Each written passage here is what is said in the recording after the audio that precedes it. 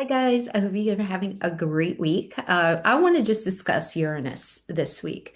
Now, as you know, Uranus went into Gemini this week. I addressed it in the video last week, but a lot of people have been emailing me about their natal Uranus. So I think that's prompting me to want to do a series of each of the signs through the houses. And remember, with the house placement, does indicate the part of life that you're experiencing that energy in, right? And then the sign would be how you're experiencing it. But it's very important to understand as well that the house placement is half the story.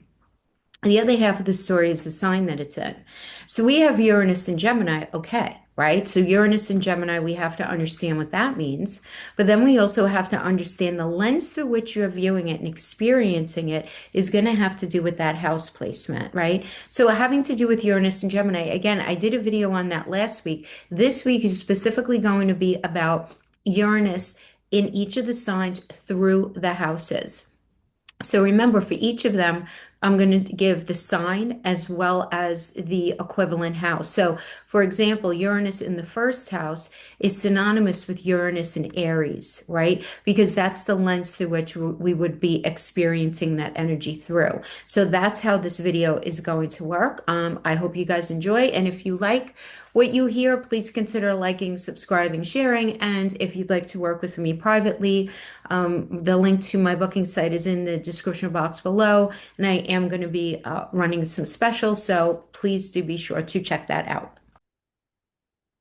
Okay, so we're first going to start out with Uranus in the first house. So again, Uranus represents this idea of originality, of unconventional, being very unconventional. So this can be both very unusual and like a brilliant level type of genius, or that willful rebel without a cause kind of thing, right? And it tells us the areas where we like to break with convention. We feel like we want to be out of the box. We want to be different. We want to become innovative and experiment with new things in very exciting ways. So we're talking about the first house and or Aries. So this is for Uranus in the first house and or Aries. This placement is very, very tuned in to the collective consciousness and is very closely identified as having something very different about them, right? So if you have Uranus in the first and or Aries, it's something about the way you present yourself, whether it's the way you dress, the way you speak, the way you behave, or just that something is very unique and out of the box, something about you. And from what I've observed, I have a lot, two of my kids have Uranus in the first house. Lots of clients with this particular placement.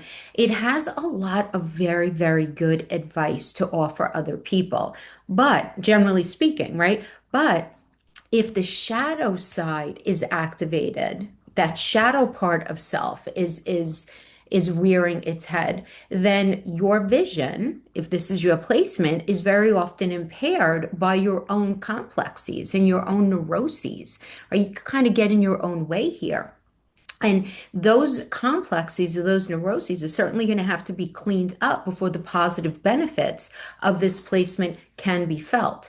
Now, you're also a lot more likely to be thrown off course, generally speaking, by negative feelings in the atmosphere. So, very sensitive to the energy that surrounds you.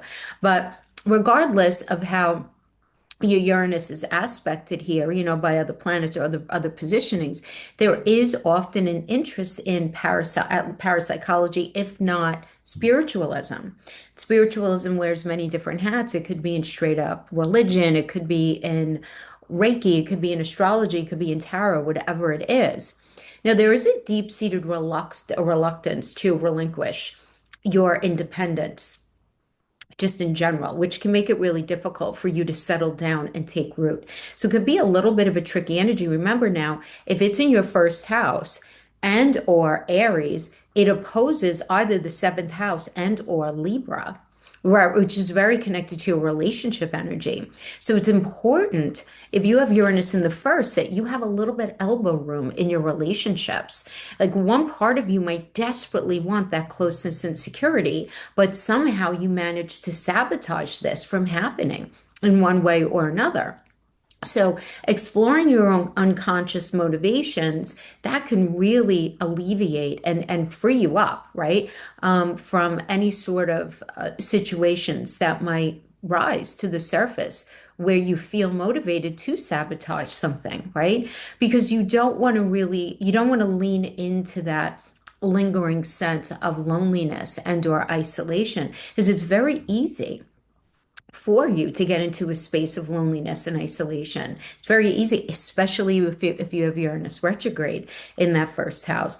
Now, for many of you, periods of confinement can mean many, many different things where you're restricted or you're held back, and or incarceration can produce a lot of very surprising effects. However, if this need to pull back, or this need to temporarily retreat from life, from circumstances that you're a part of, is fought against, where you feel like you need to do it but you're railing against it, you can end up drawing challenges to yourself, such as accidents or illness, right? Keep in mind, Mars rules accidents and Mars rules the first house. It also rules Aries. So you want to be a little careful there, where you're not pushed into a position where you're forced to isolate or to pull yourself out of a situation, to pull yourself out of some sort of circumstance, right? Because it's like the circumstances can end up managing themselves in such a way where you're forced into the need to pull back, if that makes sense. Now, there could be sudden reversals of fortune or circumstances that are very possible. More specifically, something which seems to feel very ominous or threatening in your life can turn out to be completely different from what you expected, right? Or the other way around, right? Vice versa, where you really thought something was going to be really horrible. A lot of times, this is what I see with a lot of people, and this is just a basic run-of-the-mill thing that I see very often. A lot of times, people with Uranus in the first are very afraid to completely trust and give themselves in a relationship, but the circumstances ultimately present themselves in a way where they are doing that, and it ends up being the most amazing thing, right? It could be that. Or complete shift in their life path and what it is that was going on, having to do with work or relationship, and at the moment of it, it seems like the worst thing, but then it ends up elevating you to that next higher ground, right? Which can ultimately be a good thing. Now, it could always be vice versa, right? But just giving that idea that when something, because again, Uranus is about sudden reversals and shocking surprises, and that first house has to do with your life path, right? It's very connected to your life path.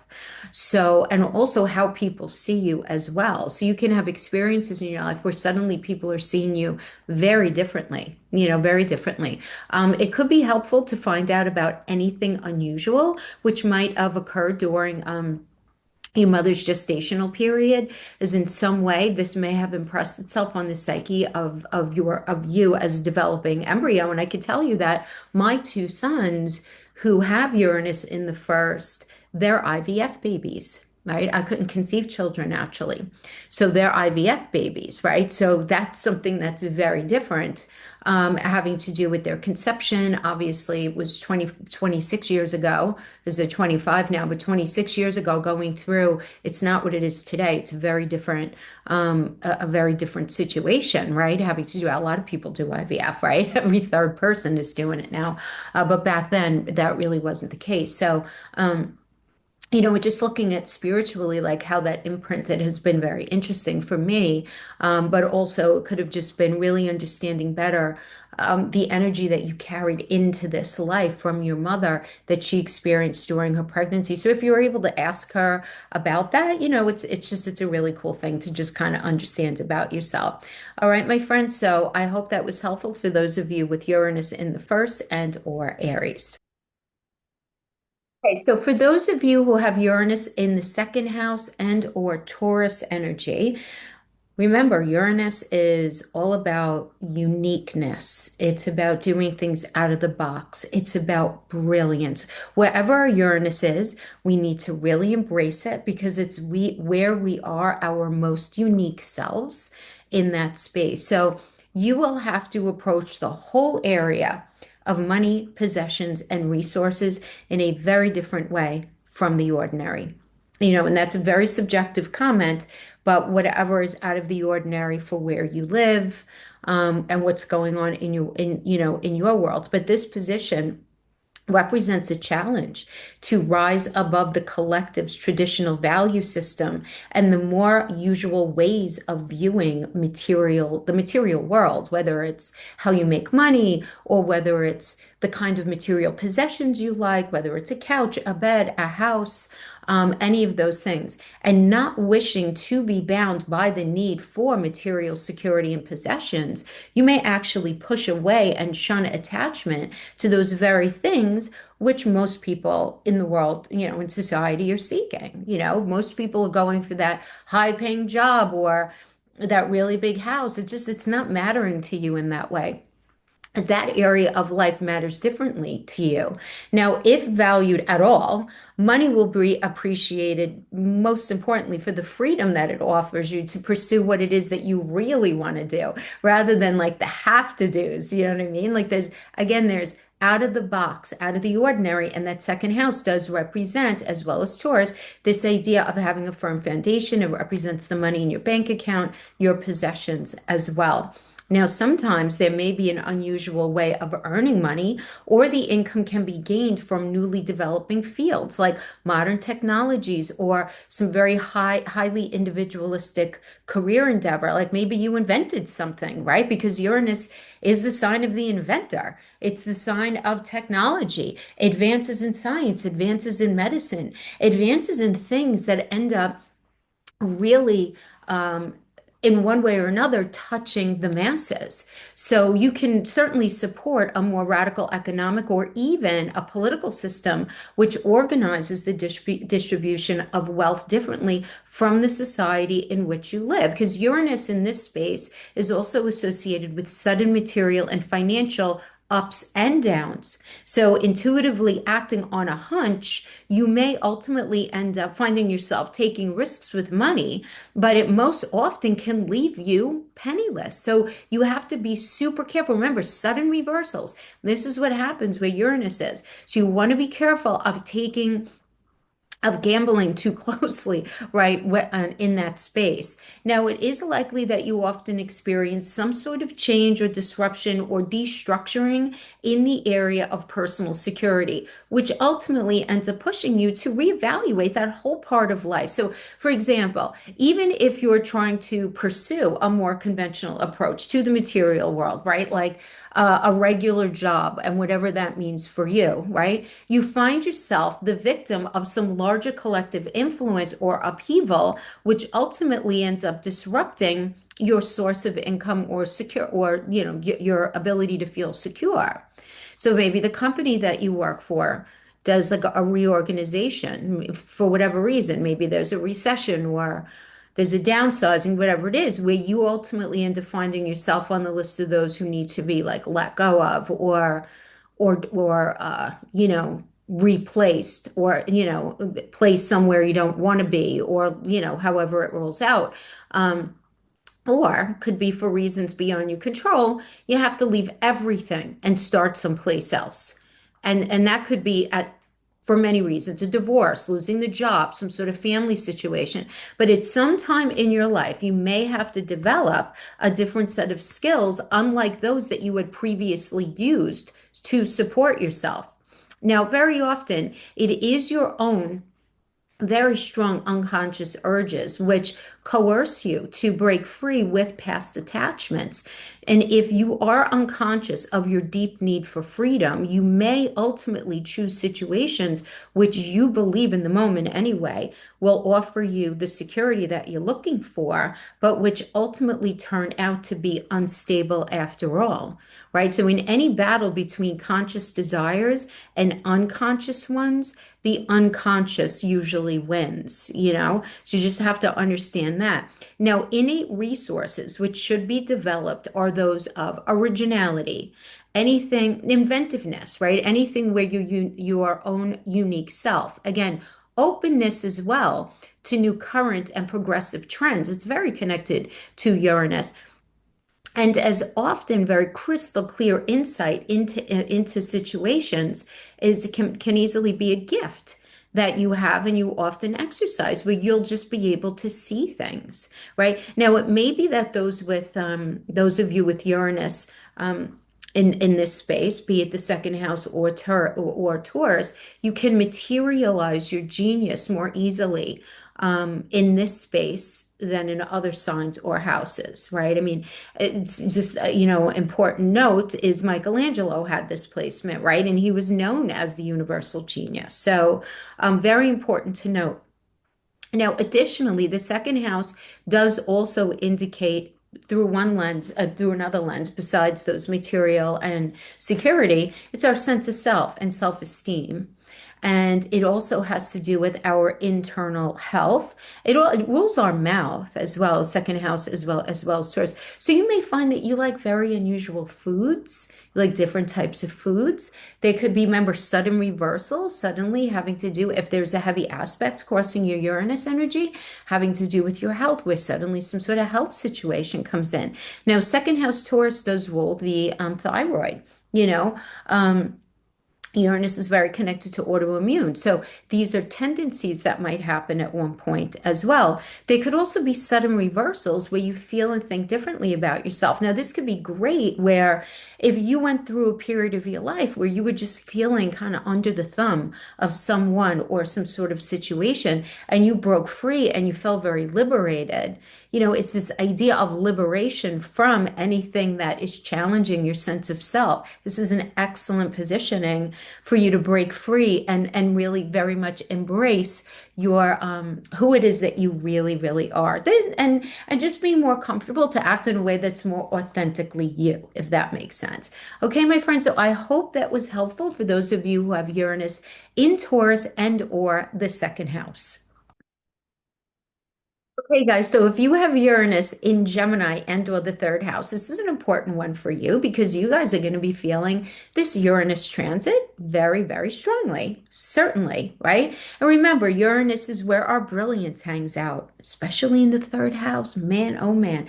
It could be frustrating if you're an individual with Uranus retrograde in the third house, but it could even be a little frustrating with the direct. And what I mean by this is you're so smart. You're so smart. You see things. You see things that other people don't see. And you can almost feel like you ask yourself, like, am I speaking flipping gypsy right now? Like, why don't these people understand where I'm coming from? And it's very real. And it's because you want to equate Uranus with like outer space, advancements, right? I mean, these are things that are brilliant, shocking, revolutionary, but it's also an energy of reversals and sudden reversals. And in that Geminian and in that third house energy, keep in mind it's like and even if you have energy in the, if you happen to be tuning in to this as the ninth house opposition, to those of you who know a lot about astrology, Uranus in the third can bring some sudden shocks and reversals having to do with siblings, extended family. Um, there could be an exercise of brilliance in education, but I could also say Uranus is where we dance to the beat of our own drum. So you might not really dig conventional education, right? Because third house has to do with education from, preschool all the way through high school, not college. That's more Sagittarius ninth house energy, right? But that could even cause an influence in higher education, because of the access. But I mean, the bottom line here, though, just in general, is you guys who have this placement, you look for your own way to understand what happens around you rather than adhering to how you have been educated to see things. And it's like the truth is you can't help it, right? This is a very powerful placement.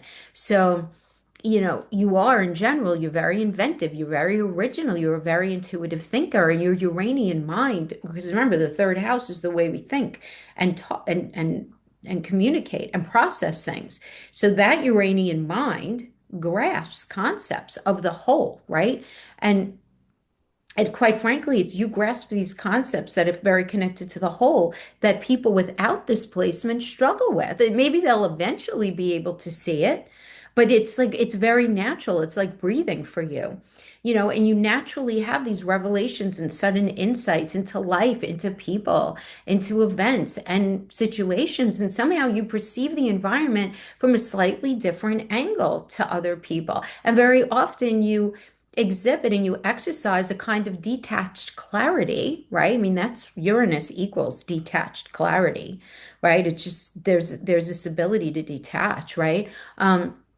Which helps you significantly to be an awesome problem solver and quickly, a quick problem solver. So while other people are grappling with solutions and they're trying to, establish research projects or comprehend some sort of issue more fully, you're here dealing with Uranus in your mind is immediately giving you the answer, right? It's obvious, right? That you say to people, this is so obvious. Come on. Let's do it this way.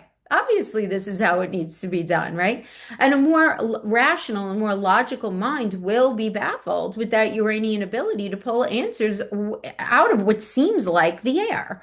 It's just like, how do you know how to do that? I just kind of know. It makes sense. And sometimes your ideas are slightly ahead of your time. This is a very, very smart space, right? As I was indicating. Others will simply not be able to understand you immediately. And at times, you will not be able to fully understand yourself either, right? You'll be like, why am I thinking like this? Why, and then why can I not think like them? How do I unsee what I see in my mind's eye? You can't, right? But it could be hard for you to process it, right? But days or months or even years later, you begin to understand what Uranus computed instantly for you in that moment and naturally. So even if you're not understanding it in the moment, it will occur to you a little later on. Now, you're likely to be very restless and highly strung. You need to move around. You need to explore and experience a wide variety of life, right? All the different facets of life. Remember, Gemini loves to be here and there and learn, doesn't like to stay in one space too long. So because of that, your mind may change course so quickly that others are left totally confused about what's happening. It's like, wait, what do you mean? You wanted to do that, and then you wanted to do this, and wait a minute, where are you right now? Because you are a mental gymnast. You are the queen or king of mental gymnastics, which will make you great at it makes you great at negotiating with trying to rationalize something to get your way. But the amount of mental gymnastics is like unbelievable, right? For this placement. And it appears that you're changing the subject, or even to other people, that is. It seems like you're changing the subject to other people, or even that you're speaking in gypsy or riddles, right? When actually you have made a very quick connection between one idea or topic and another, which a slower thinking mind may fail to perceive. Uranus thinking is often nonlinear, right? Or lateral, right? So it could be very all over the place, which can be very frustrating for you when you're dealing with others who are not as quick, right? Your way of getting to the point may to other people seem off topic or a little random when it's not. You actually quite skillfully end up exactly where you need to, and in a way that ends up driving that main point and with greater clarity, right? Now, this placement can also describe a very disruptive early environment, possibly one which significant changes in resonance produced a lot of upheaval for you, at least having to do with your emotional security. Because even at an early age, you may have felt separate or different from others in your immediate environment, having to do with that third house. So in school, having to do with friends, around your neighborhood, your siblings, extended family, and the relationship with your siblings might be unusual, right? As is in the case with, for example, an obvious common one would be the blended family, where there are stepsisters or brothers from a previous marriage of one or both parents, that kind of jam. Now, you may have had a hard time adjusting to that traditional education system. Any course of study may have been subject to some sort of chopping, some sort of changing. A lot of times, this placement can make a highly original contribution to any branch of learning. I mean, I've seen this placement in charts of people who are huge standouts in the field of education, in the field of communication, writers, very powerful lawyers as well. I mean, that's what we're talking about here. Even very gifted politicians, gifted spiritual leaders as well. Yeah, for sure. So very smart placement. Now, again, Uranus is in Gemini right now. So, if you have it in Gemini, you're going to be having your Uranus conjunction at some point. And remember, the conjunction really elevates. So, if you're thinking about writing a book, if you're thinking about a podcast, if you're thinking about inventing something, doing anything out of the box, if you've been sort of playing with this idea, rolling it around in your head, I strongly recommend that you put a lot of grease behind that energy and honestly, quite frankly, get to work. You're going to be excellent at this idea of communicating. Now, if you happen to have Uranus and you're watching this for the opposition, where it's in Sagittarius and or the ninth house, there could be some sort of challenge where you want to bust out and address something connected to the masses, something a little different. But it may require going back to the drawing board, doing some editing, doing some rethinking, some reevaluating. But it doesn't mean that it's not going to happen. But if you have that opposition, just understand that that's a common manifestation, okay? And don't let it discourage you from going after what it is that you want. So for those of you who have Uranus and Gemini and or the third, I hope this was helpful. I'll see you guys next time. Bye-bye. Hello. So for this section, we're going to be discussing Uranus in the fourth house and or Cancer. Remember now, wherever Uranus hangs out, we're talking about revolutionary change, sudden reversals, or brilliance, absolute brilliance as well. Um, Things that are very out of the box and different from everyone else. So, of course, because the fourth house is family, it has to do with emotional security. The way you gain your emotional security can be a little different. Some sort of situation having to do with your family could be different, but let's break it down. Now, it really is with this positioning in your birth chart, whether through personal choice or unavoidable external circumstances, you are not meant to be bound by the traditional family unit. You may feel like an outsider, a stranger, or an outcast from your family's origin, or for some reason your early life was disrupted and the family scattered. Now, this placement of Uranus implies a need to find where you truly belong, as your family or your racial roots, whatever it is, don't seem to provide the type of safe containment, I guess we could say, that you crave in your life. And very often deeply, deeply restless, right? You feel this very strongly. You require the space and the freedom to search for your true spiritual home or family, right? Because it's likely not going to be the one that you experienced very early in life. Now, what happens here is this fear can show up, right? And it's fearing the loss of alternatives. You're sometimes reluctant to put down roots anywhere at all. Maybe there is someplace better or more appropriate right around the corner. And in certain instances, I've seen this as manifest as a disruption, manifesting entirely externally, as if by fate, like something from the outside compels a move or a need to uproot. But it's almost like the energy is drawn subconsciously to that space.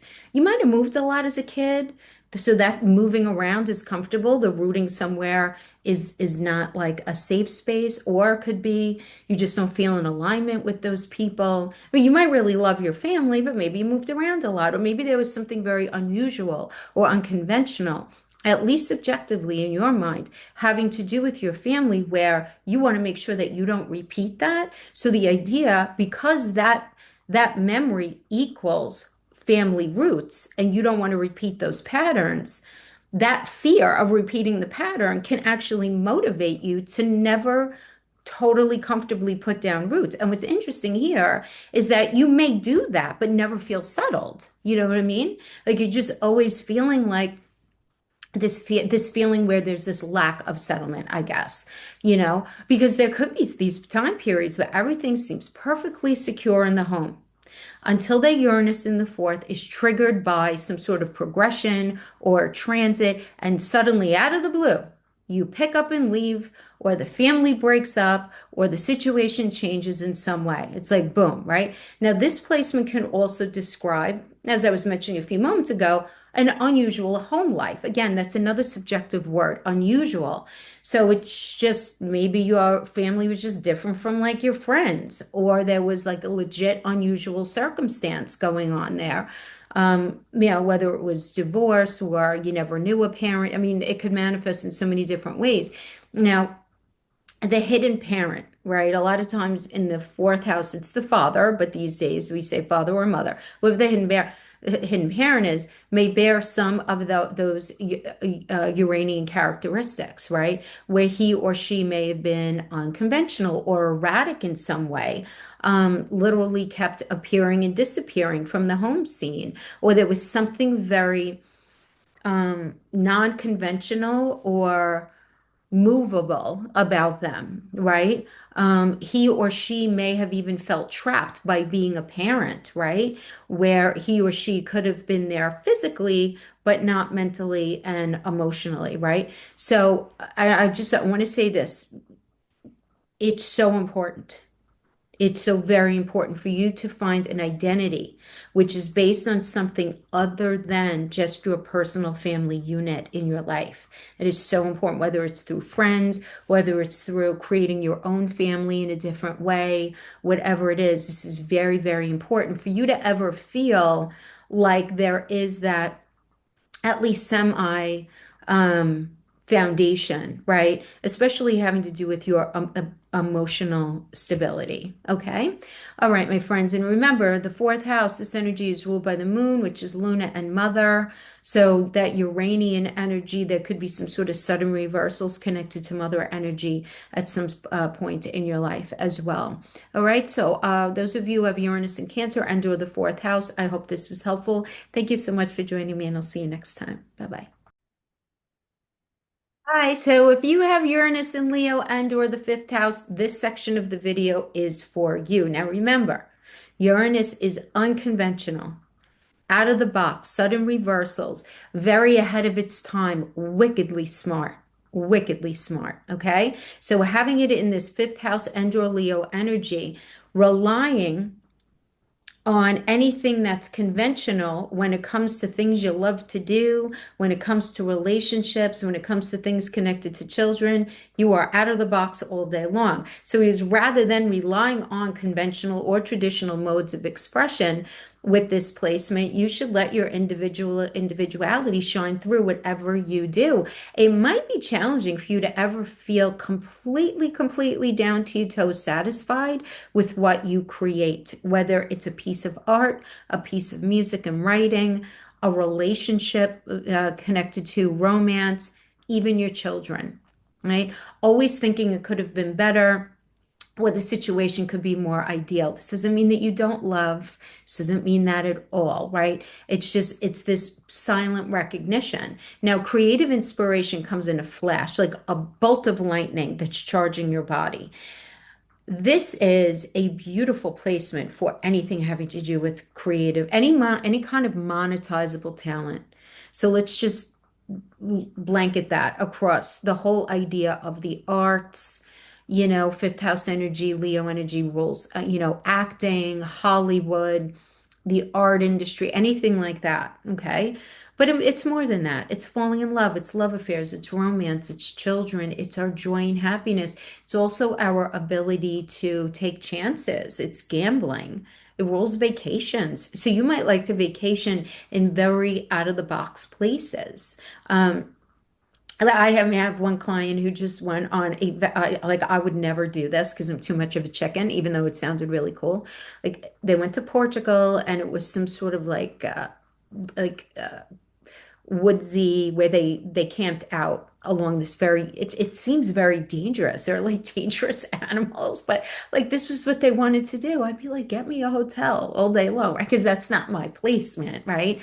But this is something, right? Just I'm just giving that as like an out of the box, right? Wanting to visit countries that maybe other people never even think about, having to do with vacations, or at least it's something that you enjoy in your mind's eye, right?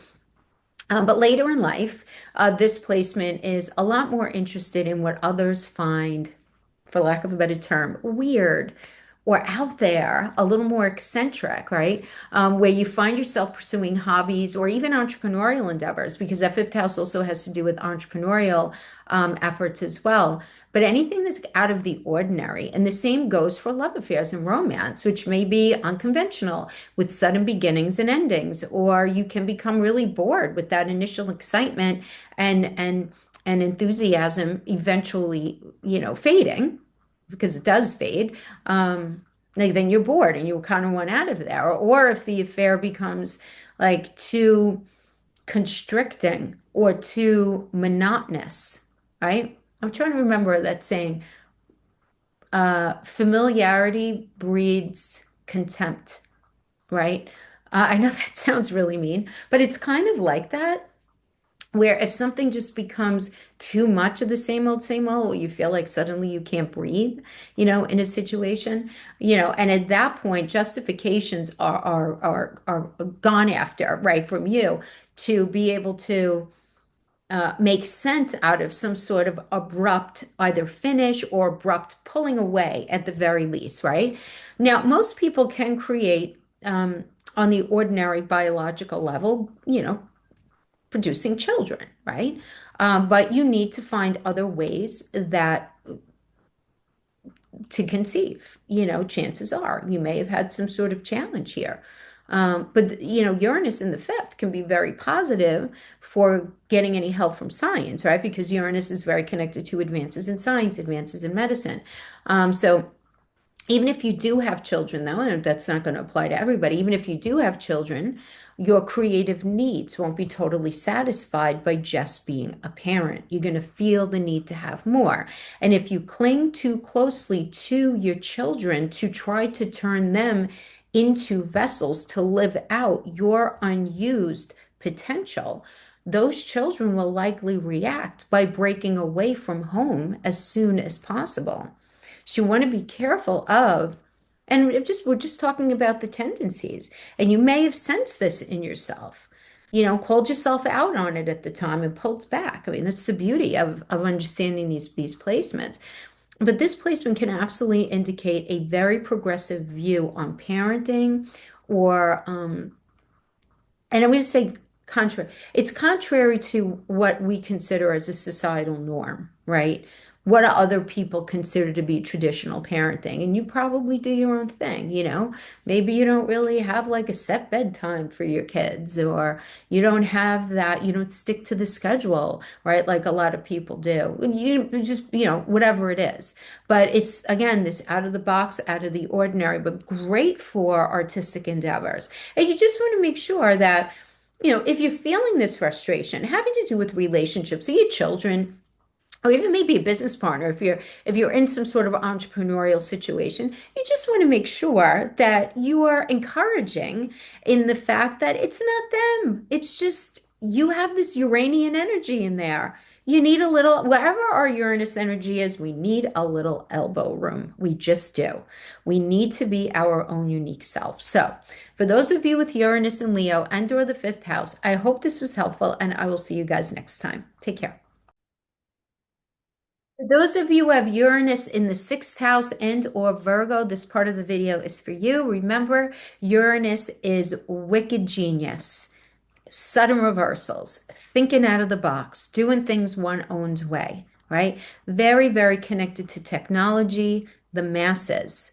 Now, full disclosure, I have my Uranus in the sixth in Virgo. It's in the ninth house, but it is in Virgo. So we are meant to explore in a deeper way the intimate relationship between the inner world of the mind and the feelings and the outer world form on the body. So we're meant to be doing this, right? What goes on internally, what goes on externally, and really looking at the bridges between those two. And a connection exists, and we're all about identifying that between what we are inside and the kind of everyday reality that we create for ourselves. What is that connection? And there's a mindfulness, a natural mindfulness between what's going on in our inner world and our external experience, right? Now, we have a chance to learn in order to change the outside. The inside, we understand that we have to take care of our insides first. We have to take care of our mind. We have to take care of our bodies. We understand this. This is a natural, like Uranian energy. Virgo is the sign that represents health. The sixth house is where we actively exercise our health and body maintenance. But it's this absolute understanding, because remember, wherever Virgo is, it's opposing Pisces, right? Which is what's happening internal to us, what's happening in our subconscious. Where are we getting in our own way? Where are we self-sabotaging, right? So there is this real connection, where it's easier for us to identify what it is that we have to do inside in order to manifest a different experience outside, if that makes sense. Now, any problems that we face in our daily life or physical body can be, or should be at least, met with the question, what patterns in me produce these difficulties and how can I change them? So this is all about self-examination based on the liberating idea that we can create and we are responsible for our own reality. And that's that gives us agency. And this is the key to a positive experience of Uranus here. Otherwise, we are prone to minor or major upheavals in our life, such as becoming ill, to avoid going to a job we don't like, rather than admitting first that you're feeling trapped by the work and acting accordingly to change the situation, right? So a lot of that, so you may find that this idea of doing the same old job every day, day in and day out, the idea of monotony, right, can be really off-putting to you. Through the same lens, though, we're understanding that we understand this changeability can happen within our own body as well as our external circumstances. So we're constantly making those connections, right? So we could say the monotony of an everyday work environment in a space that we're not really loving can actually physically make us feel a certain way where we're not our best selves. We can actually become sick. So in fact, the whole area of work and employment can be and should be approached in a very non-conventional way. It's rarely suited to, like I just meant, any sort of repetition, 9 to 5. And you could actually find it very difficult to stay in a job purely out of a sense of duty or for the sake of security. I know I am like that. I cannot stay in a place, I work in higher education, right? A lot of you know. I've left positions that were great just because I didn't like the energy in that space. So therefore, I stopped liking going to work. Or if I was being micromanaged, if I wanted to be micromanaged, I would work in an elementary school. Do you know what I mean? Like that's just the way. And I like doing different things. I love doing my astrology. I love being able, to do that. I do a lot of private work, helping students get into colleges of their choice, which is a totally separate arm. I do life coaching. So it's all different, types of things. That's very Uranian. And it's Uranian in the ninth house, especially. We're at that ninth house. But just that Uranian, the energy in Virgo, just the Virgo energy alone. Because our mind needs to continuously be engaged, interested, tested, challenged, before, we can,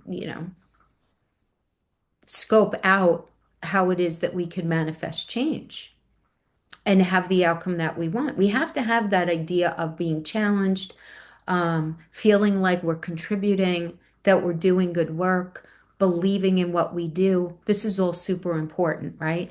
Um, and but we have to, because remember, Virgo is very, very critical. We have to allow for the change, the variety, the inventiveness, the movement. We cannot be afraid of that, right? We do have to go off, after that. And often, though, with this position as well, there is a difficulty working under others because you need to approach any job, again, in your own way. Even if it has never been done in the way that you want to do it previously, it doesn't matter. If you genuinely feel that it's right, keeping it real, guys, where your Uranus is, you probably are right. There's probably a lot of value in your approach to a situation, unless, of course, Uranus is badly aspected. But if Uranus is not too badly aspected, exchanging ideas with coworkers can be very, very stimulating. If it is very challenged, there can be this sort of like disruptive energy,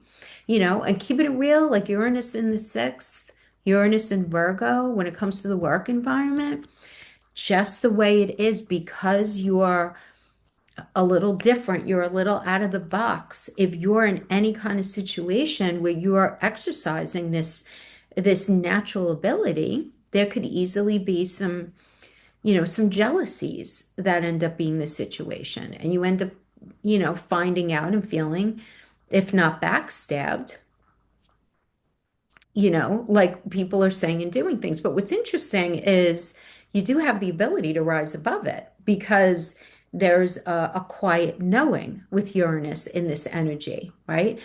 Uranus is the planet that's all about problem solving, and Virgo is the main sign that solves problems.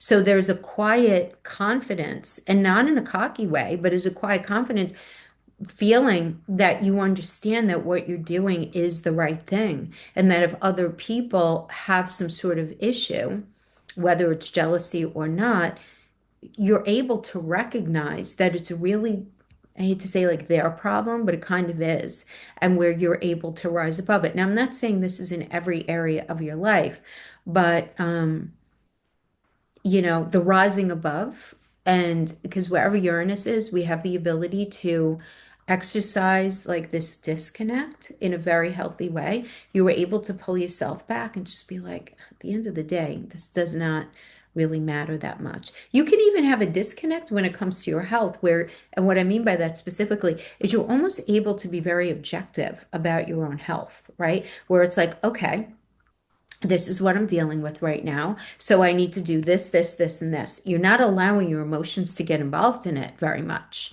right? I mean, you're a human. Obviously, you're going to feel some sense of emotion, be it fear, be it commitment, or whatever. But you're able to have that energy when it comes to your daily work environment, when it comes to your health.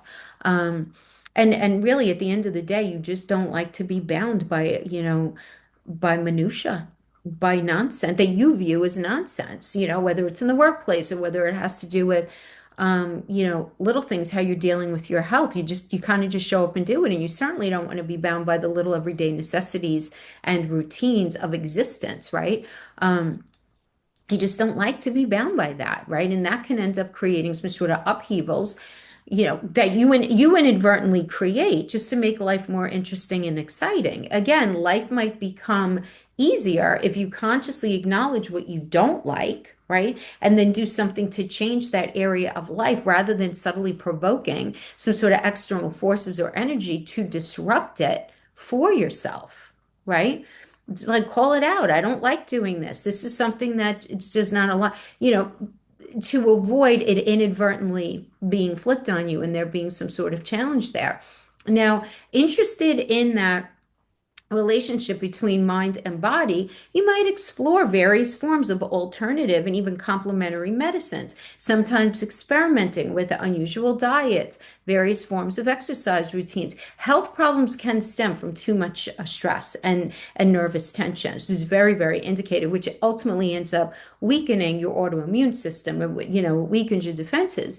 So an overly inhibited, right, sixth house or Virgo Uranus energy, this can create illness linked with allergies that are actually incited from unexpressed anger, unexpressed resentment for a person or a situation, suggesting that if you know yourself and you know you have a short fuse, really look at how prone you are to allergic conditions.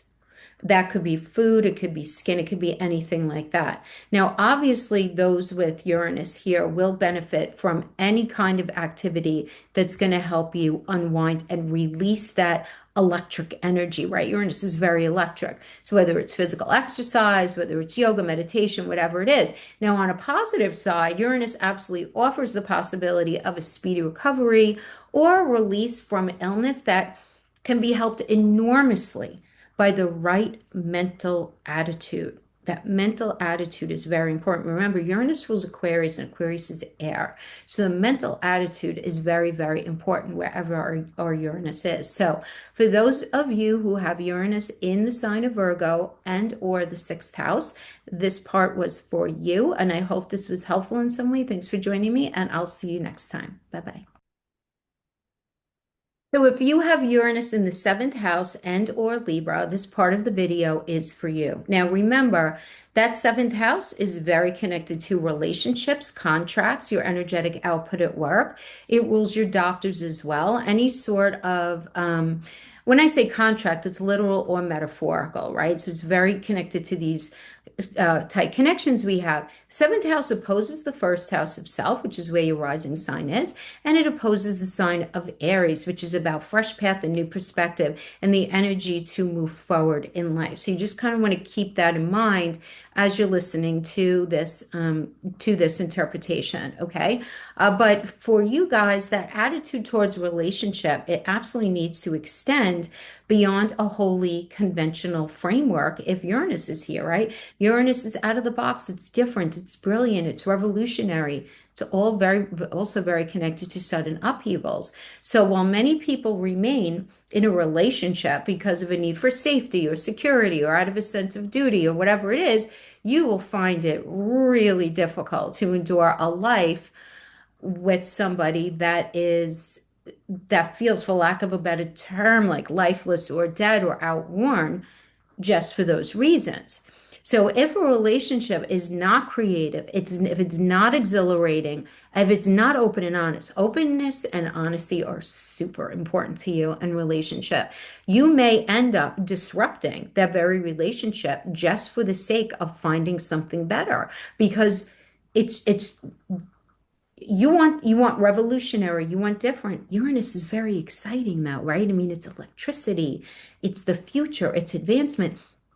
And so he's thinking about that. So if we're in something in that seventh house space that feels like wah wah, whether it's our daily work routine, our energetic output at work, that relationship, that situation with the boss or bosses, even that friendship, whatever it is, if it's not, I'm not going to say serving you because that sounds so self-centered, but if it's not feeling good to you and it's not, you don't feel like you're being fed at all, but you also want to be feeding it. But if you feel like you're in a situation where they don't wish to be fed and they don't wish to feed you, it's very difficult for you to stay in it. So you and or your partner might require more space and freedom than is found in the typical marriage or close union. Rather than simply being categorized, right, as somebody's boyfriend or girlfriend or husband or wife or just partner in general, whatever it is, you need other interests outside the relationship in order for you to gain your sense of identity, in order for you to sense your own vitality, right? Your vitality cannot come from your energetic output at work or even just from your relationship, right? If you are not the prime mover in acting out the urges of Uranus in this Libra and or seventh house energy, you may ultimately attract or select a partner who perpetuates this for you, right? So they end up bringing in this space. So if you don't acknowledge your restlessness or your need for a less conventional structure, then you might provoke the other person to somehow make changes and alter your relationship for you. So the general rule with Uranus in any house is that the more we acknowledge his presence there and internalize his nature, the less likely that external situation forces any sort of upheaval on us, right? So if we're proactive in being revolutionary, in creating the change that we need in that space, the more we do that, the less likely we deal with any sort of outside sudden upheavals. And this is just in general, wherever Uranus hangs out. So for you, obviously, this is very focused on those seventh house or Libra energies connected to relationships, boss or bosses, contracts, as well as your energetic output at work. Now, one side of you absolutely yearns for intimacy and safety of a relationship. But there's another part of you that is scared to death of losing your separate individuality or just the idea of being too confined in a partnership. I just want to say this is very different. That it's not saying that you don't love your partner or that you don't love your job. It's just the idea of confinement can bug us out wherever it is. So a possible resolution is finding a partner with the same conflicts, right? So we talk about finding people with the same Venus or the same moon. I say find somebody with a compatible Uranian energy, as that's going to be really, really important. And I'm saying that specifically to you guys. If you have your Uranus in a relationship house, right? I say house 7 or 8, really important in Libra or Scorpio. Find somebody who's got a very compatible energy with you there would be very, very important, right? Um, uh, um, you just want to be aware. You just want to be aware of this, eventual dilemma in the open and the openness and the structuring of a relationship. You want to just be very honest from the outset. An atmosphere in which both of you can freely exchange ideas, where you can discuss your feelings and your moods without the other one not taking it too personally. That's really going to be very good for the relationship.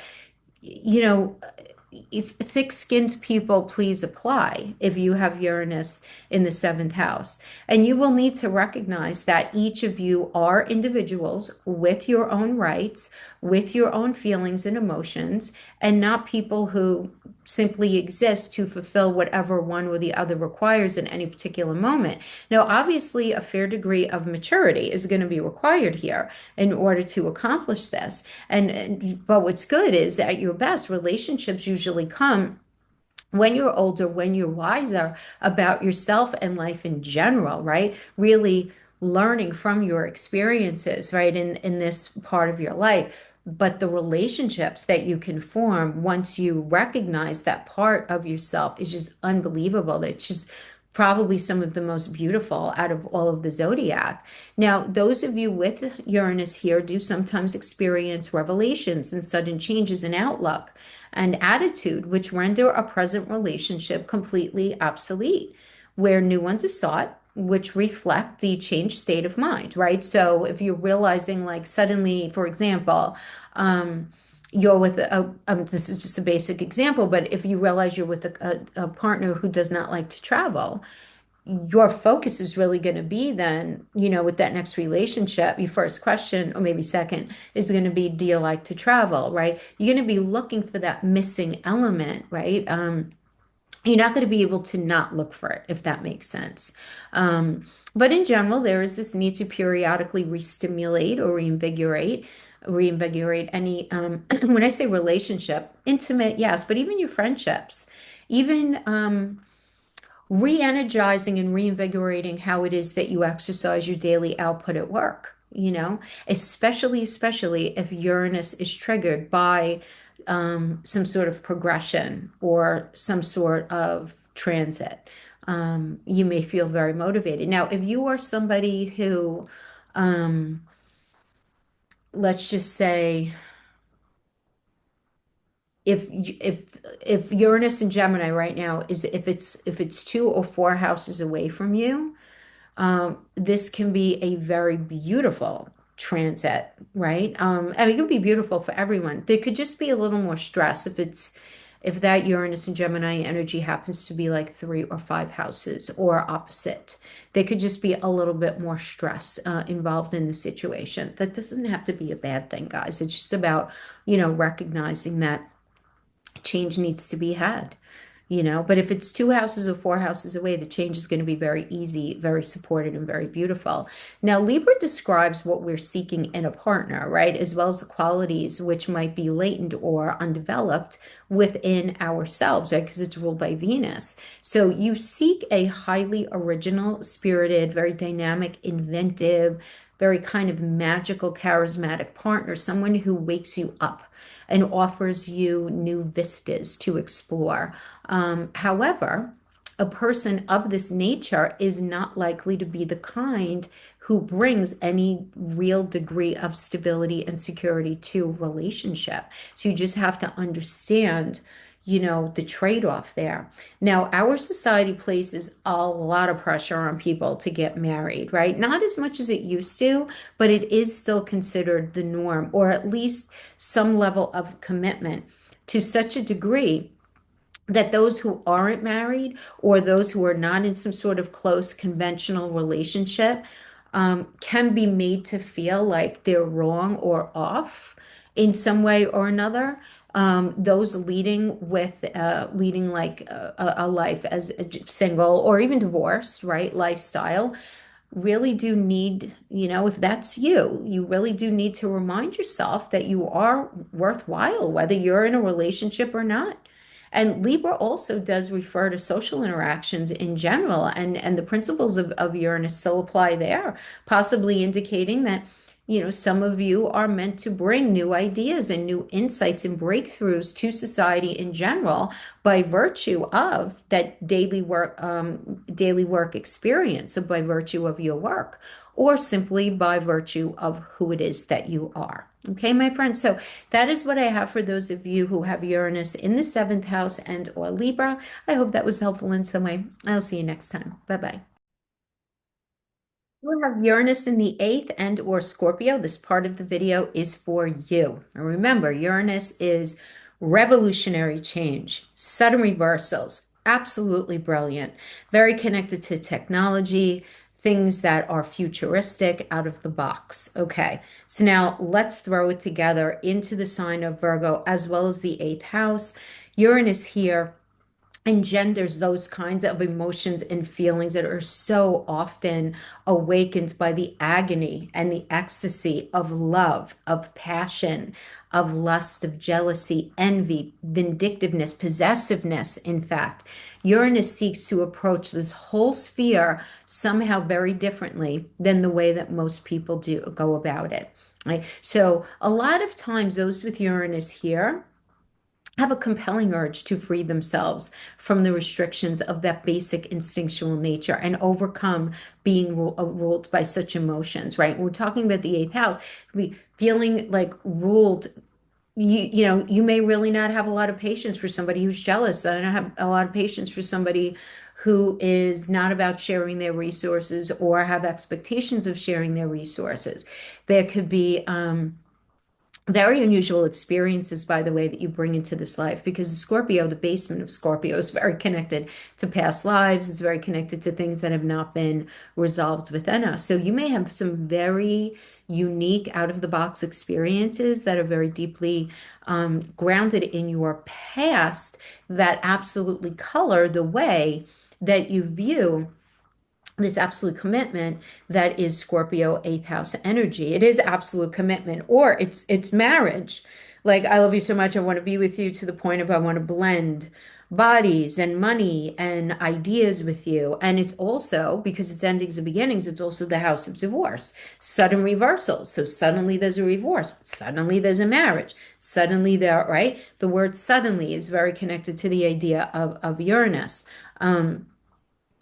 But you may continually expose yourself to, without even realizing it, situations which challenge you to rise above and ultimately develop detachment, right? Because Uranus is very connected to the idea of detachment as well from these primal instincts in order to forge a broader and a lot more, far more tolerant understanding, right?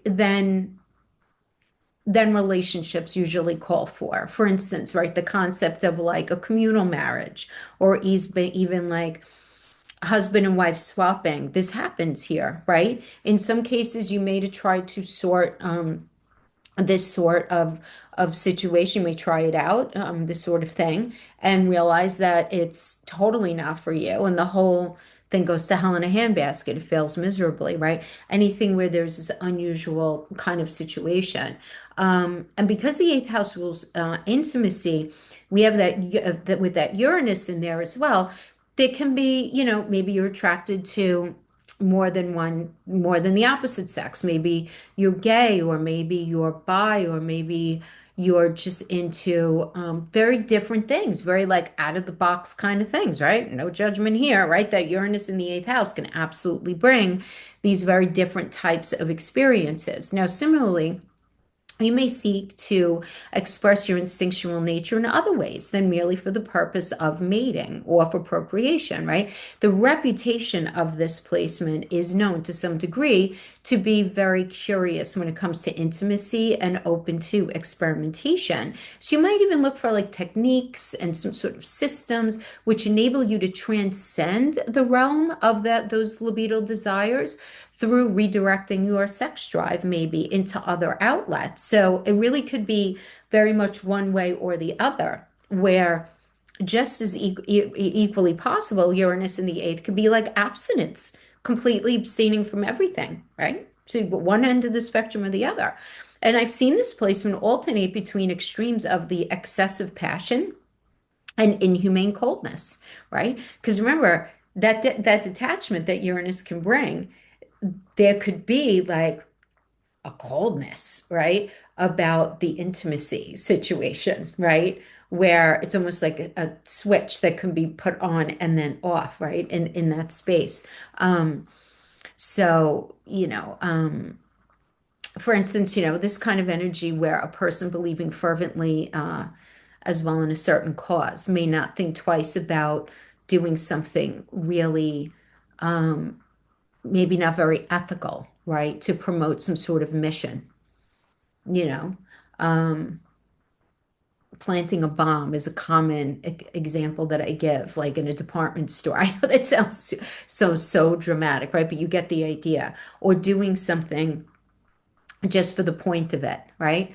Now, it can manifest so many different ways. And of course, it depends on what else is in your chart. But the idea here is sudden reversals, sudden shocks, very connected to that kind of energy. Now, it's likely that you often have a desire to probe beneath the surface of existence to discover the more subtle laws of nature operating in life, right? In that eighth house, it's why it's astrology, psychology, alchemy, the occult, subatomic physics, anything that's like having to do with like what makes up life, right? Or even some elements of modern chemistry might even interest you. Now, you might be fascinated by what death is all about and attempt to understand it in a less conventional framework, right? Like having to do with, a psychic or telepathic experiences. These things, I'm guessing, are now very foreign to you, even if you haven't realized it. These very kind of odd kind of experiences with Uranus in Scorpio and or the eighth likely happen to you. Although you don't have too much control over them, as far as when they occur. You do want to be careful here and be careful of what and who you share your energy with. And I really want to emphasize this. Those of you who have worked privately with me who have this, I kind of go into detail about this. You have to be very, very mindful of who it is that you share your energy with, that you're not share. And I guess this is true for everyone, but especially for you guys. You want to stay away from anything that's like dark, magic kind of thing. That might seem really cool and interesting and make all the sense on the surface, but that could so easily pull you down a very dark rabbit hole. The devil is very seductive. Darkness is very seductive. And it's seductive in the way where it could seem like everything is fine. There's nothing wrong with this. This is cool. It's giving me information. Like you really need to focus on the light, and you should be dealing with people who focus on the light, who don't entertain the dark, that dark, the magic, and all of that stuff. That could easily pull your energy into such a dark space that you don't recognize. And then you suddenly are like, why are these things happening in my life? Right? You have to understand how porous your energy is to the dark. You really have to understand that. But the good news is it's also equally as porous to the light. So it's just a matter of choosing. When I say light, I mean people um, who are respectful and honoring of the fact that we have a beautiful and perfect creator. And I don't care what you call, God, whatever your religion is. Okay, it's not about that. It's about understanding that astrology and this whole realm works based on the planets and the stars in the sky, and the planets and the stars in the sky happens to be God's or creator's workshop. And it's everything is meant to elevate us.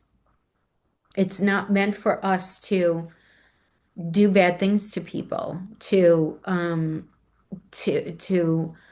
just to entertain any of the dark side of what this industry can bring. Actually, I don't even want to talk about it very much, but just make sure that you trust whoever it is that you're engaging with in this realm and that they are followers of light, right? And that they are, yeah.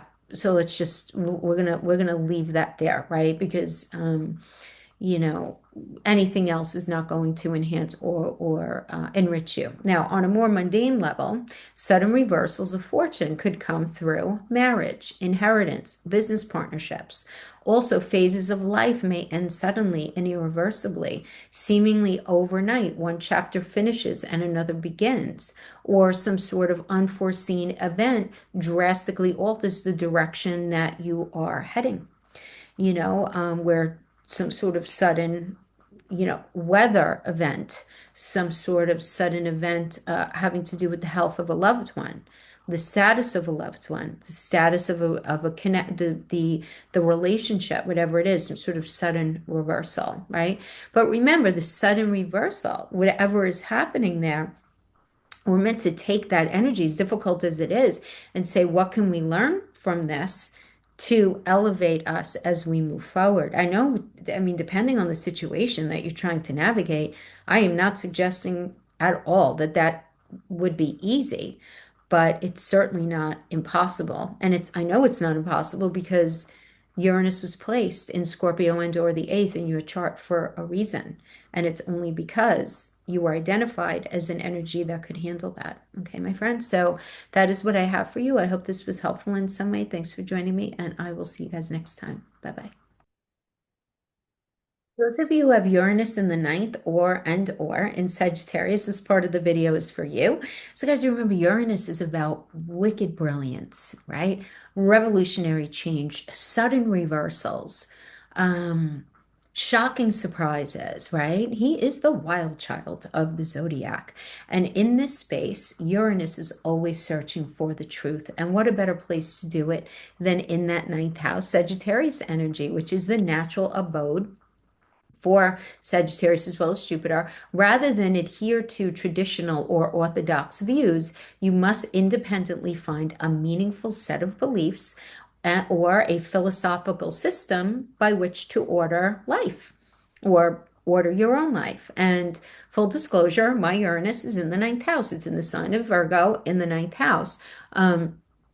And in that ninth house, in true Uranian fashion, you will keep on destroying systems you have created for the sake of discovering or trying out new ones, which might be broader or more inclusive, and just not to make it about me, but I was, born and raised Roman Catholic, always believed in God and creator, always did. And to me, you can't really follow astrology without understanding the large spirit. Whatever you call that spirit is totally up to you. But I became a Buddhist for 7 years in my 20s. I tried out all different types of religions and belief systems. I ended up settling back into Christianity and Catholicism, not because it's what I was raised in, but for me, and that's only me, it made sense, okay, for me. And if you're watching this, you totally get what I mean, right? Some of you are like, I just can't get on board with the whole God thing, but totally understand that we have a creator and I'm very spiritual. I'm not very religious, totally about that. Or other people, whatever it is that you're believing in, I guarantee there's not a straight line.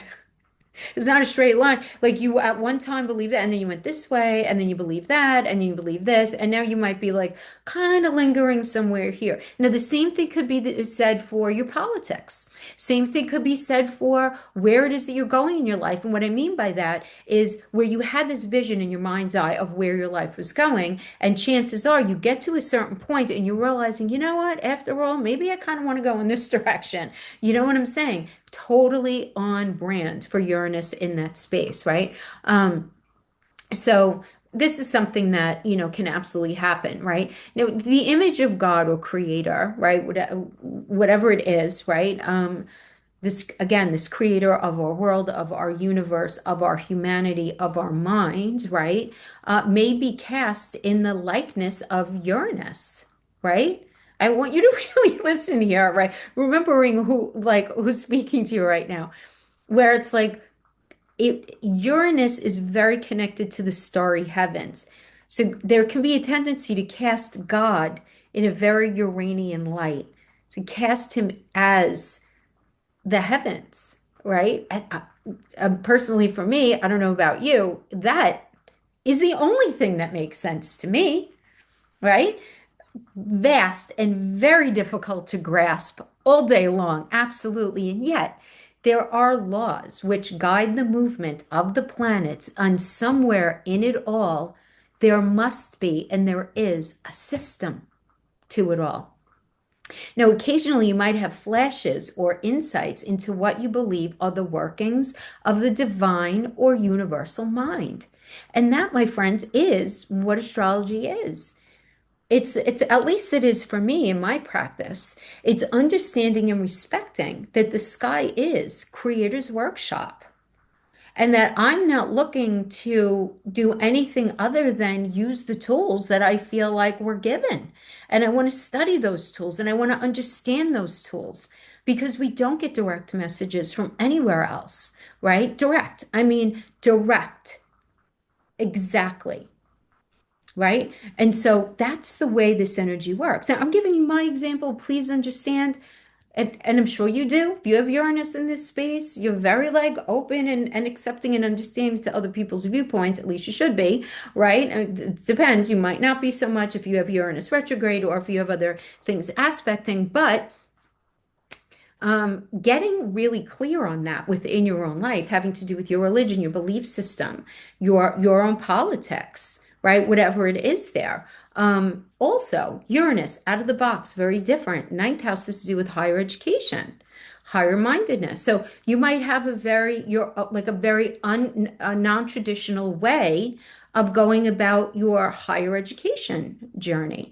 Ninth house is also very connected to foreign land and foreign travel. So Uranus in this space where you might find suddenly one day you're living in a foreign land, in a foreign country, or you find yourself very drawn to people from different cultures and different countries. And in a way where it makes more sense than it doesn't. Very connected there. Also, you may have a very out of the box and non-traditional way of negotiating things with people.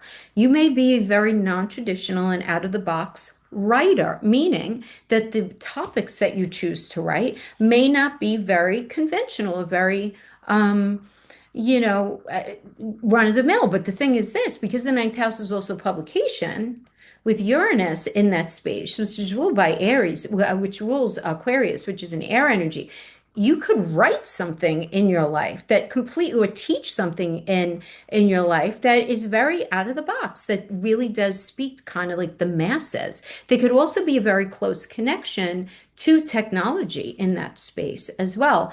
Also, you could feel very, very close to spirit. Whether it's God, whether it's your angels, whether it's the Holy Spirit, whether it's father energy, because the ninth house is the manifestation of father energy. And I do want to say, sort of as a like on a more practical, as a more practical note, you may experience a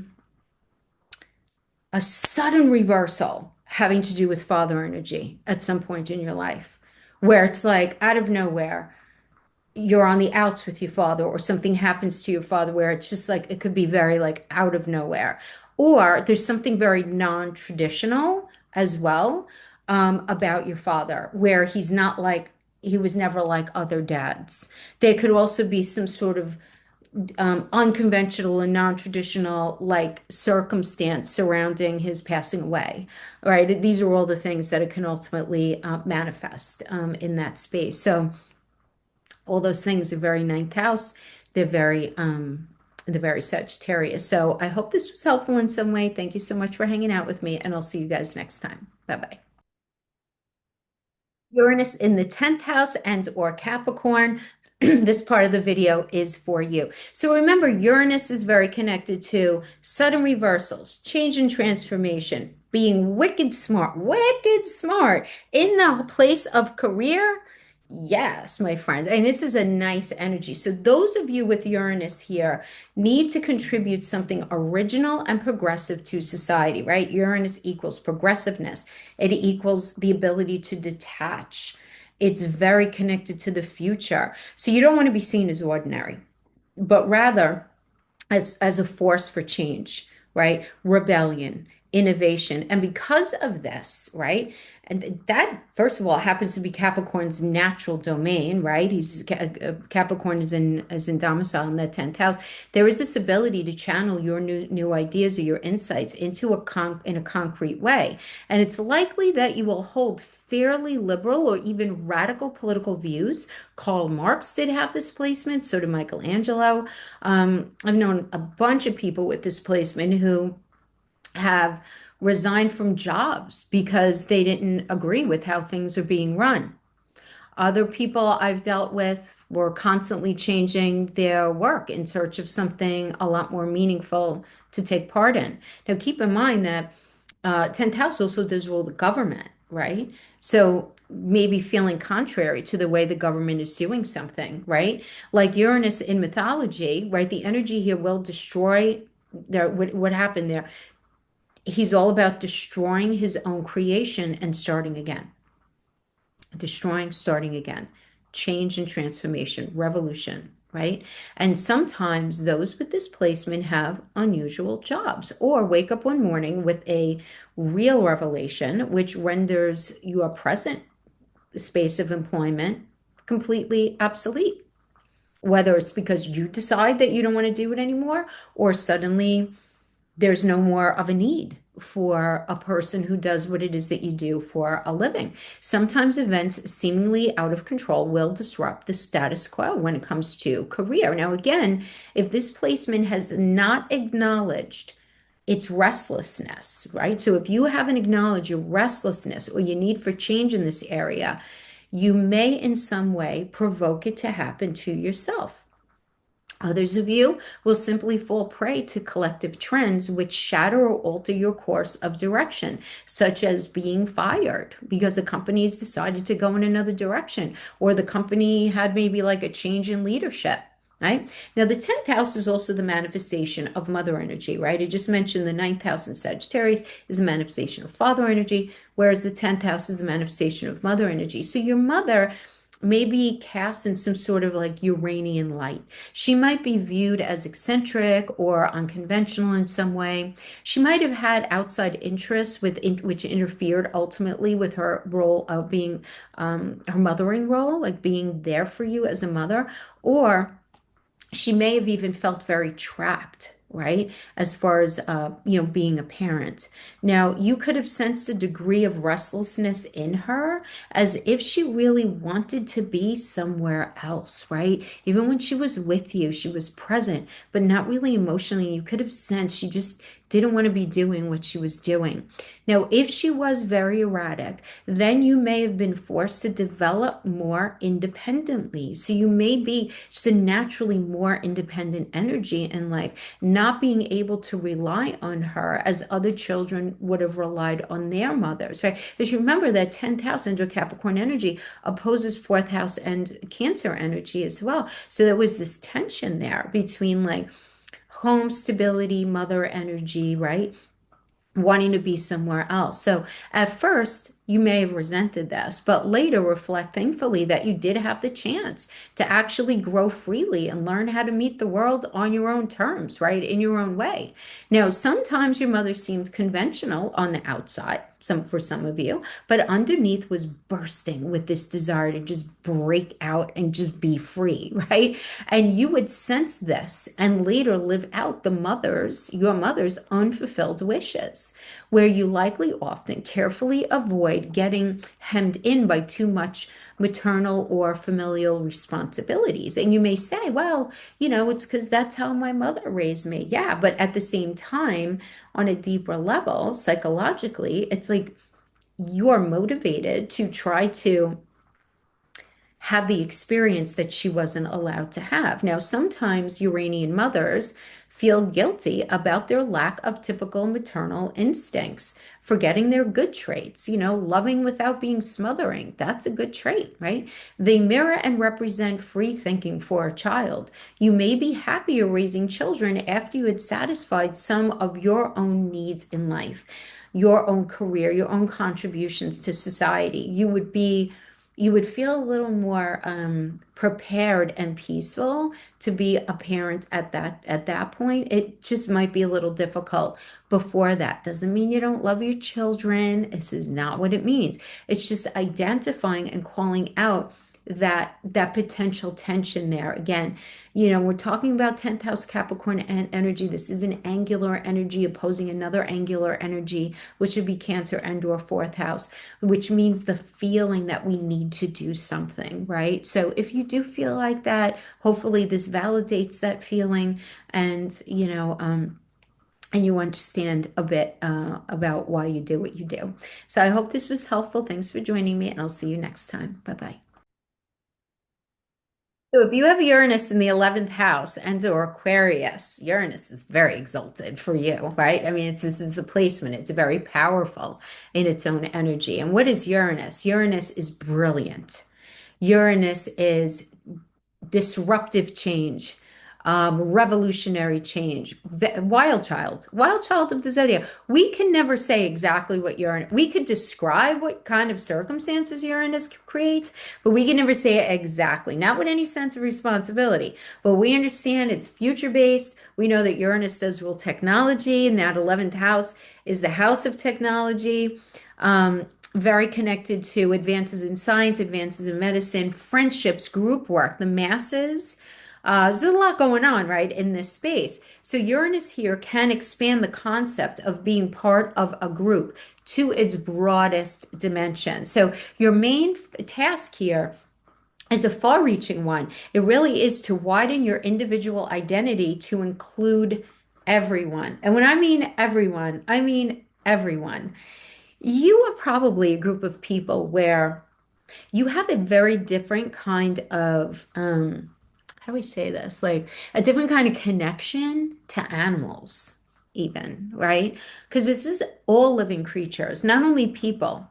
And you can sense this understanding if you are someone, and again, it depends on what else is in your chart, and if it's retrograde, it depends on these things. Actually, if it's retrograde, it might even be stronger in the space. But it's this idea of being able to see what other people can't see, right? Wherever Uranus is. And so when we have it in its abode, it becomes like a wild card for all areas of the zodiac. And what's very interesting here is your intuition is very tuned in, but it's not only to people, it's like life and all creatures, right? So very, very interesting. And this goal may never be realized completely, where you feel like, oh, I know exactly what my cat is saying and my dog is saying. I know exactly what people think or feel.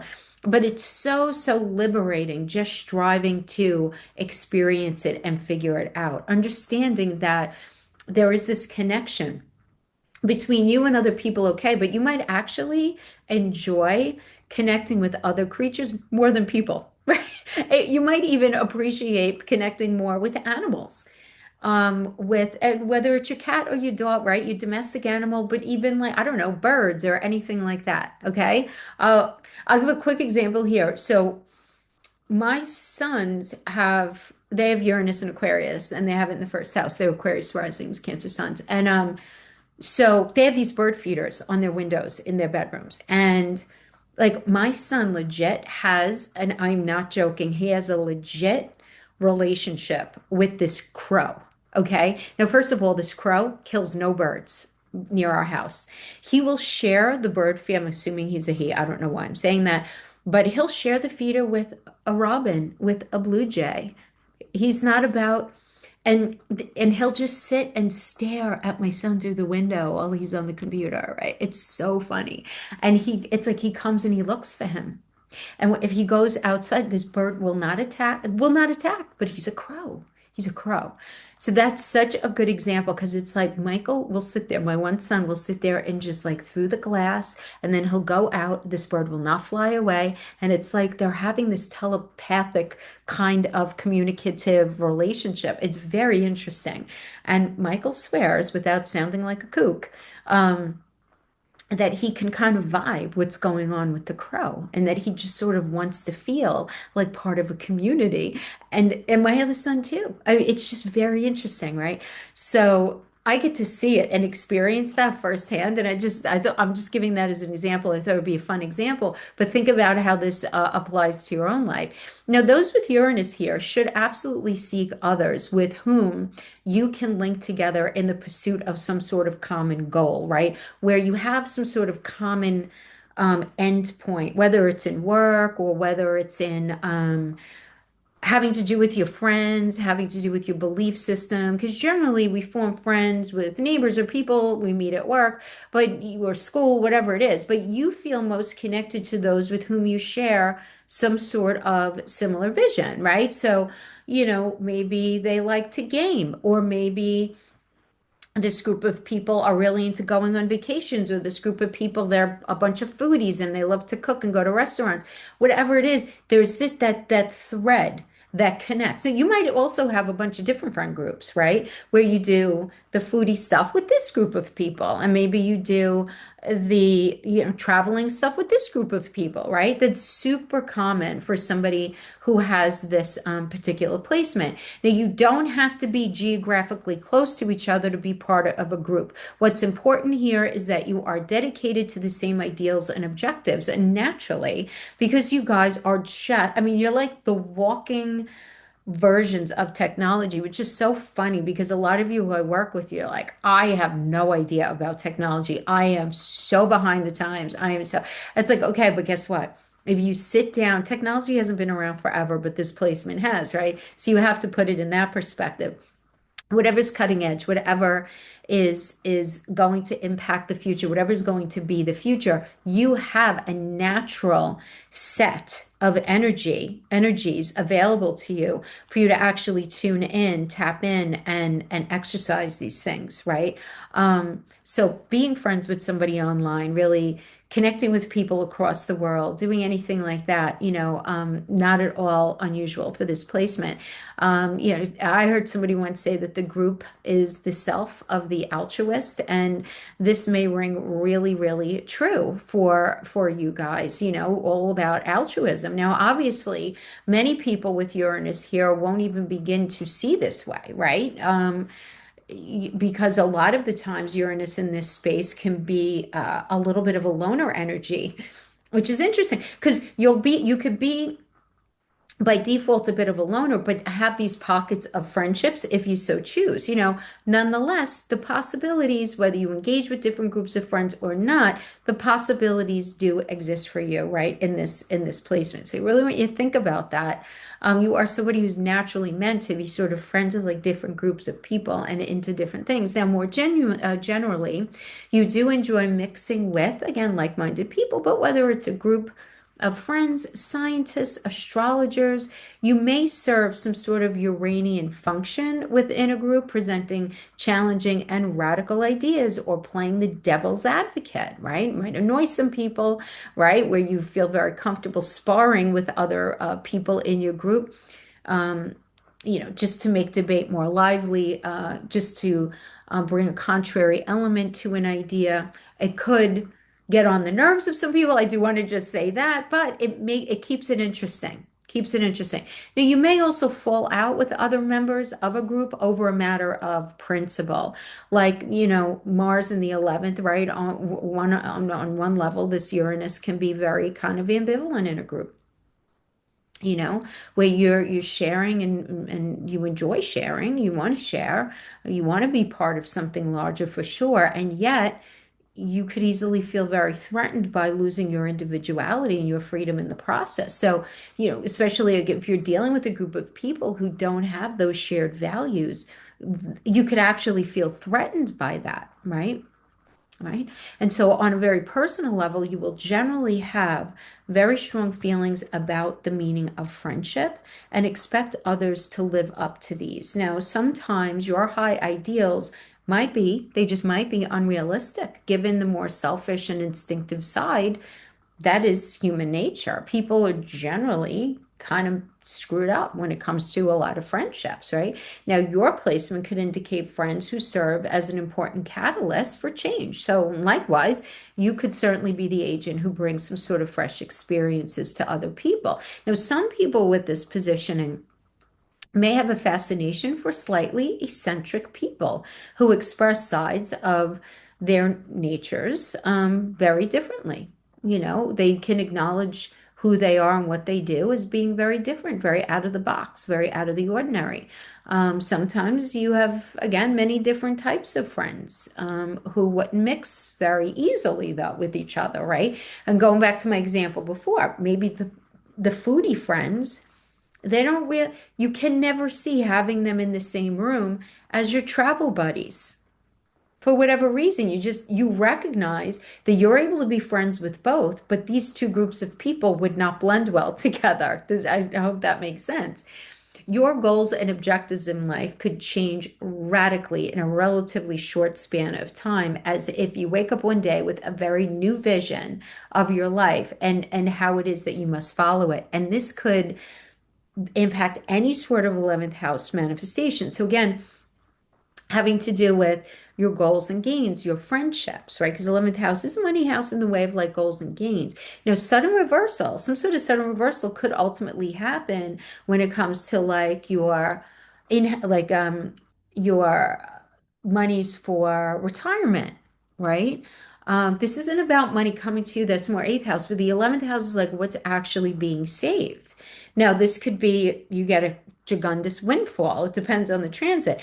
Or there can be some sort of challenge where you're realizing that you have to approach your goals and gains a little differently. As I said, Uranus is about sudden reversals. That sudden reversals can happen in the way of friends. Sudden reversals can also happen having to do with an older sibling, a stepchild, a grandchild, daughter-in-law, son-in-law. These are all 11th house energies. So it can be some sort of sudden reversal at some point. But remember that sudden reversal, nothing reverses there without a reason. So it's about identifying why something happened there. You may also have a very non-traditional or unconventional relationship with an older sibling, with a stepchild, with a grandchild, a daughter-in-law, a son-in-law, right? This could be something a little unconventional about it as well. Okay, my friend. So I hope this was helpful in some way. Thank you so much for joining me, and I'll see you guys next time. Bye-bye. This part of the video is for those of you who have Uranus in Pisces and or the 12th house. Now, this placement represents the collective sea out of which we all emerge. This is such a cool placement, okay? Those of you with Uranus here, you really need to kind of take a deep breath and jump in and not forget to bring all of your deep diving equipment with you. Because remember, that 12th house energy is all about the subconscious. That Pisces energy represents self-sabotaging behavior as well as being unconditionally loving and giving. The veil is very, very thin, especially with Uranus in the 12th house. It's very, very thin between worlds. I mean, to say that you have a glimpse into the spiritual realm that other people just don't have is an understatement. It's reductive. It really is. It's reductive. And it's through exploring the unconscious, it becomes possible for you to regain, I'm saying regain on purpose, a sense of continuity with evolutionary and historical processes and glimpse the guiding patterns on which your life is based. And I know that sounds very like grandiose and very ethereal, but I really mean it. It's really seeing the bigger picture of what we can't see. Because Uranus is absolutely brilliant, brilliant, very out of the box. And what's really cool about Uranus, and some people may not think this is cool, but I actually think it's kind of cool, is this ability to detach and this ability to pull away and actually be objective about a situation. And in the 12th house, it's super helpful. In that water house is it's very helpful. Um, but doing this kind of work is not for everybody, but keep in mind that wherever Uranus is, I don't care what house it's in or what sign it's in, we have to take risks and we have to be different. That's working in a healthy way with our Uranian energy. So you can approach the whole unconscious realm in an inventive, a very original, and obviously a very intuitive way. You have access to the mind's storehouse of ancestral wisdom, all the experience accrued in the past and inherited through previous generations. Now, you may, at the very least, feel completely tuned in, particularly to your the maternal side of your ancestral patterning, right? That goes on. But, and a big but here, in a way where you're completely prepared in life to break the chain, break the pattern of chain, do things differently. It's all about breaking that ancestral pattern when you have Uranus in the 12th. It's very connected to mother, very connected to mother energy. Because remember, the 12th house is when we are where we are in utero. We're born in the first house in Aries energy, but we're in our mother, we're in utero, we're in the oceans of life, right? We're in the world, but we're not of the world yet, right? When our mom is pregnant for us in that space. And so to have Uranus in there, yes, there might have also been a very literal interpretation, something very out of the ordinary having to do with your mother's pregnancy. But also this idea of bringing in that ancestral patterning through your mother's energy and saying, like, you being this little thing, this little bug in your mom, saying, once I get out of here, I'm gonna be different. I'm gonna do my life different than she's doing it. Doesn't mean that you don't love your mom, but there was this understanding and this intuitiveness that something needed to, some sort of chains, right, having to do with ancestral patterning needed to be broken, right? And you came into this world knowing this. And if you railed against it and you didn't do it, right? If you didn't work on breaking those chains, you can feel this tension that you can't put your finger on. You feel this restlessness. Things can just like not go your way, right? In a very real way, almost a very obvious and identifiable way. So there's this understanding of needing to face that, right, at some point in your life in a way. Understand that you have all the tools in your toolbox that you need to put an end to any sort of unhealthy ancestral patterning, right? Obviously, the healthy stuff, we want to keep that. We want to maintain it. In fact, maybe we even want to level it up, right? Be more and develop it a lot more obviously, right? Out in life. But it's a very real energy. Now, where it gets a little tricky is Pisces and or the 12th house. This is also where addiction hangs out. So some with this placement find the key to unlocking that treasure that I'm discussing, right, in that subconscious through drugs, others through meditation, Some, hopefully, most of you through some sort of artistic expression, which allows you to tune into ancient records of experience. Just kind of tune into the other side. You could also experience absolute strokes of creative genius, and there's no question about that. Now, Uranus in this space often has a very strong interest as well in political movements as well as ideologies, but in a rather compulsive way as opposed to reflective way. And that's something that needs to be identified. Compulsive instead of reflective. Now, Uranus gets into the rumblings of something right before it happens. It's just the way Uranus works. But the reaction to it can be very explosive and unclear since this is all happening in the house of Neptune or in a sign that's ruled by Neptune. So, and wherever Neptune is, it's likely trying to look at reality through this thick fog or this dirty window, right? Reality should always be questioned in the 12th house. So when we're dealing with Uranus and we're dealing with how people are being treated, out in society, right? Because Uranus is the ruler of that 11th house. We have to understand that we might be wearing rose-colored glasses. We might not have the full stories, right? So from what I've observed, once this energy is evolved, right, anyone with this placement has a wealth of good advice for other people. However, your near sighted vision is sometimes impaired by your own personal neuroses and complexes, right? And these are going to have to be cleaned up for sure, right? You don't want to be thrown off course by negative feelings in the atmosphere, right?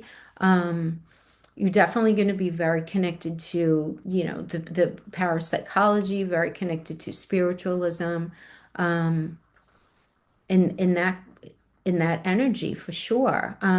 You could also have a really hard time just feeling like settled down. Now, I do want to say that because Uranus is very that Pisces energy in 12th house. What is that? That's prisons, it's drug rehabs. In Uranus is sudden reversals, sudden circumstances, sudden situations, and it opposes Virgo and or the sixth house, right? Which has to do with health. It has to do with your daily responsibilities. So it could be this opposition, this opposing tension with Uranus in there. This could be very indicated where at some point you're needing to deal with and get help, having to do with if it's not a drug situation, it could certainly be needing the care of some sort of rehabilitative area. Could be because of your health, right? It doesn't have to be because of drugs. I'm just giving that, as one option, but it's also prisons, guys. So we do want to be careful. When we have Uranus either in or aspecting the 12th house or the ninth house, we want to be very good behavior. Okay? We don't want to get any caught doing anything that we shouldn't be doing. Okay. And even if it's just a ticket, but the likelihood is just a little more increased with that space. But a lot of beautiful energy for meditation, for spirituality, for any sort of artistic pursuits, for breaking the ancestral chains that you may be experiencing in your life. You have everything that you need. Just be smart with how it is that you approach these things, right? Doing things with a therapist, any sort of self-help, a good astrology reading, kind of digging down to understand the whys and hows and contextualizing everything. That could be helpful. But try your very best not to go the route of drugs or alcohol, right? Because those will not be your friends in those spaces. And I'm not saying that to mommy you. I'm saying it because that's what Uranus in the 12th house and or Pisces can indicate. Okay, my friend. So I hope this was helpful. Thanks for hanging with me, and I will see you guys next time. Bye-bye.